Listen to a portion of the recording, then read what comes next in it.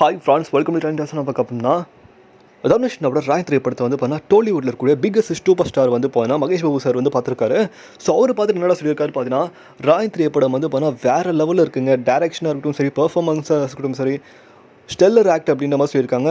ஒரு நட்சத்திரத்துக்கான ஒரு global star சொல்லுவாங்களே, ஸோ அந்த ஆக்டிங் வந்து பார்த்தா தனுஷ் கொடுத்துருக்காரு அப்படின்ற விஷயத்தை வந்து பார்த்தா மகேஷ் பாபு சாரே ஷேர் பண்ணியிருக்காரு. அது வந்து பெர்ஃபார்மன்ஸாக வந்து பார்த்தா எஸ்ஜே சூர்யா சார் வந்து பார்த்தா அவுட்ஸ்டாண்டிங்கில் இருக்கார். பிரகாஷ் சார் ஆகட்டும் சரி, சுந்தீப் கிஷன் ஆகட்டும் சரி, என்டையர் கேஸ்ட் வந்து பார்த்தா வேறு லெவல் நடிச்சிருக்கீங்கப்பா. அதே மாதிரி music master AR Rahman sir வந்து பார்த்தீங்கன்னா பின்னிட்டீங்க அப்படின்ற மாதிரி சொல்லியிருக்காரு. ஸோ கண்டிப்பாக நீங்கள் மஸ்ட் வாட்ச் அப்படின்ற மாதிரி மென்ஷன் பண்ணியிருக்காரு. கண்டிப்பாக நீங்கள் இந்த படத்தை போய் பார்க்கணும் தேட்டருக்கு அப்படின்ற மாதிரி வந்து பார்த்தீங்கன்னா மகேஷ் பாபு சாரே சஜஸ்ட் பண்ணுறாரு. ஐந்து படத்தை தேட்டருக்கு பாருங்கள் அவங்க ரசிகளுக்கு வந்து.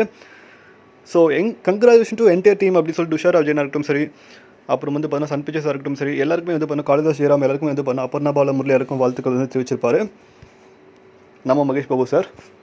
ஸோ இதை பற்றி உங்களுக்கு அதை வந்து கீழே கமெண்ட் பண்ணுங்கள். மேலே மச்சான் பிடிச்சா லைக் பண்ணுங்கள், ஷேர் பண்ணுங்கள், சப்ஸ்கிரைப் பண்ணுங்கள், மறக்காம பெல் ஐகான் கிளிக் பண்ணுங்கள். மகிழ்ச்சி.